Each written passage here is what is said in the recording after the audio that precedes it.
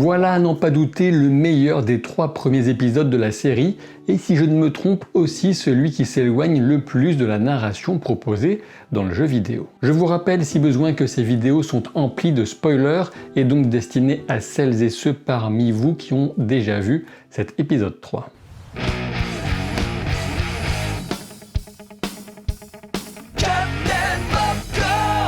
Cet épisode est si émouvant et tellement bien interprété qu'il pourrait faire craindre qu'on ait déjà atteint le point d'orgue de la saison et que tout le reste souffrira forcément un peu de la comparaison. Espérons que d'autres épisodes de ce calibre nous attendent par la suite et que les personnages, pourtant bien campés déjà, de Joel et Ellie parviennent à égaler ce qu'ont pu nous apporter Bill et Frank. Au centre de The Last of Us, on continue d'explorer, avec cet épisode notamment, ce que l'amour peut nous pousser à faire et ce en quoi il peut nous changer. Joel dresse un cairn, seul et en silence, en la mémoire de Tess, de nouvelles pierres sans doute dans le déjà très lourd sac de sa culpabilité de survivant. Autre sentiment de culpabilité, celui d'Ellie, qu'elle va s'empresser de nier à haute voix, surtout pour tenter de briser le mur derrière lequel semble toujours se barricader Joel.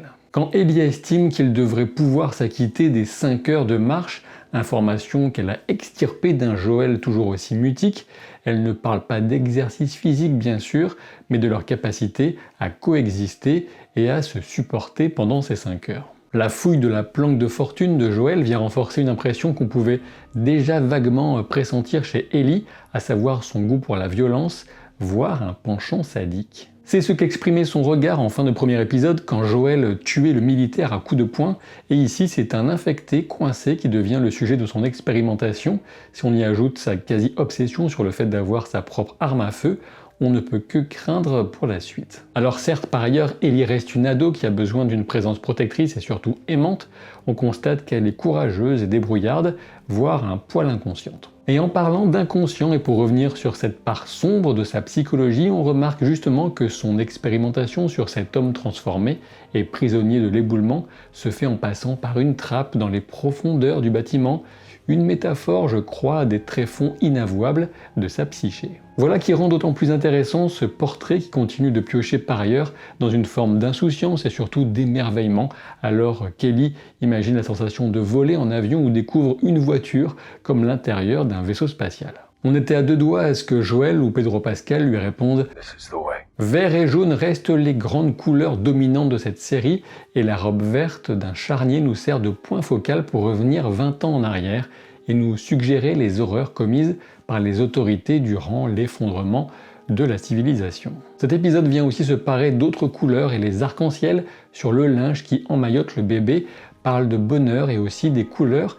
des minorités sexuelles puisque nous allons plonger dans la vie d'un couple gay incroyablement émouvant. Pour commencer, Bill est un survivaliste qui déteste un monde qui le lui rend bien, ne lui ayant jamais permis de vivre la moindre relation amoureuse. Le casting de Nick Offerman est un coup de génie qui porte ici tous ses fruits.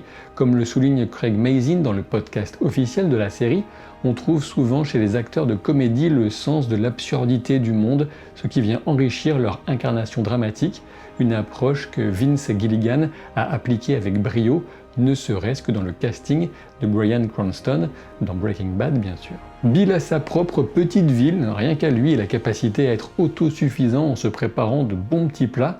L'idée ici consistait aussi à vivre les 20 ans depuis les débuts de l'infection, 20 ans à hauteur d'homme avec ce point de vue très spécifique de celui qui reçoit la fin de la civilisation comme une simple confirmation de ce qu'il avait déjà anticipé. Bien sûr, l'arrivée de Frank va totalement bouleverser ce quotidien et il ne fait guère de doute que ces deux-là n'auraient jamais échangé plus de quelques mots dans le monde d'avant. J'ai appris qu'on avait dans cet épisode le changement le plus net en comparaison du déroulement des événements dans le jeu, un processus de décision que Neil Druckmann, principal scénariste du jeu vidéo qui est co-showrunner, évoque également en insistant sur tous les aspects positifs apportés par ces modifications qui viennent donner un éclairage plus intéressant encore sur la situation de Joel et Ellie au final. En effet, dans le jeu, Bill représente sans doute une forme de mise en garde sur ce que pourrait devenir Joel s'il continuait à se refermer et à ne penser qu'à survivre plutôt qu'à vivre. Dans l'épisode, on a plutôt, avec cette version de Bill, une image d'espoir au travers du pouvoir bénéfique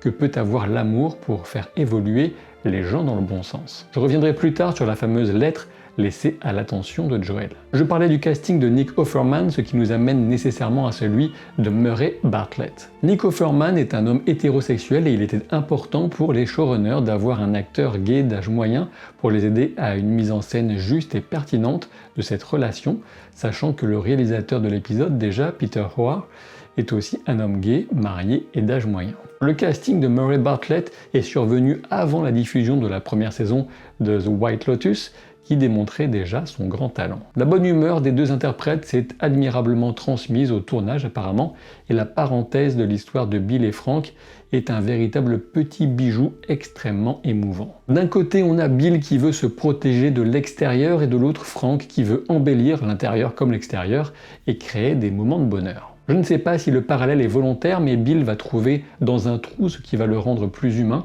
alors qu'Ellie trouve dans le sien ce qui vient un peu ternir son humanité. Et c'est donc la musique et l'expression à travers elle d'une solitude sentimentale absolue qui va rapprocher les deux hommes. En parlant de musique et avant d'oublier de m'en vouloir, un mot sur la fameuse musique, le morceau The Nature of Delight de Max Richter. Ce compositeur a déjà prouvé sa maestria sur la BO de The Leftovers, qui est sans doute le thème musical le plus émouvant de toute l'histoire des séries, peut-être à égalité avec celui d'Angelo Badalamenti pour Twin Peaks. Quoi qu'il en soit, ce morceau est apparu dans plusieurs œuvres déjà, comme Arrival de Denis Villeneuve, ou encore l'épisode 7 de la première saison de Castle Rock, qui était extrêmement émouvant. L'évolution de la relation au cours des 16 années est menée, je pense, à la perfection, et cet épisode va se dérouler sans aucun temps mort ou début d'ennui malgré ses 75 minutes. L'apogée des bons moments pour Frank et Bill survient sans doute avec la surprise des fraises, avec ses pouces échangés contre un pistolet,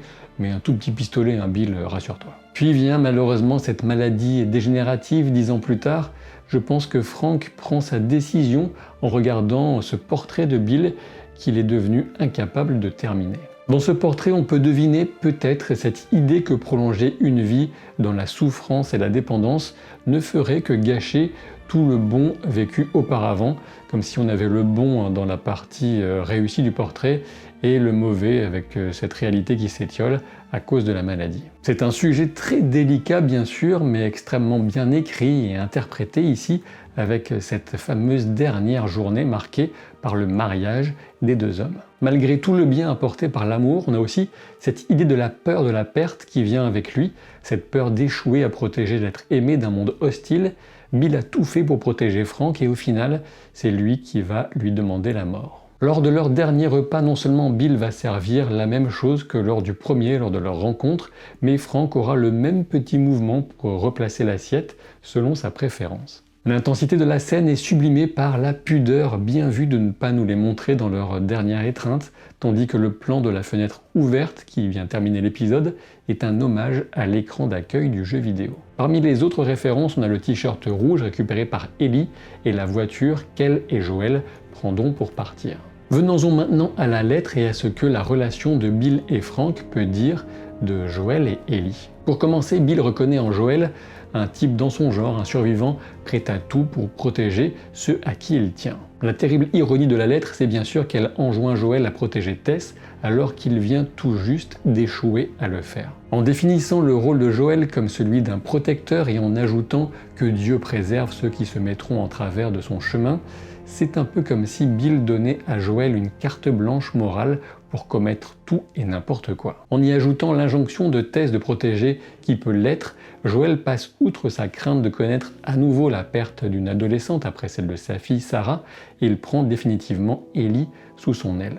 Alors bien sûr, au passage, on va remarquer que Ellie va accepter les termes imposés par Joel à sa manière. Voilà qui réunit absolument tous les ingrédients d'un cocktail explosif, voire tragique, entre l'adolescente en quête d'affection, aux tendances sadiques, et l'homme prêt à tout, surtout si on venait à lui prendre Ellie par exemple, on irait sans doute droit vers un bain de sang.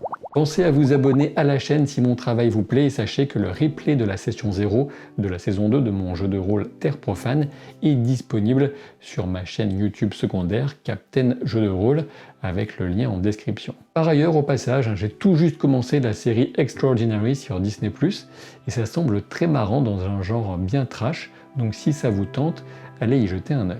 Je vous dis à très vite pour de nouvelles aventures. Salut!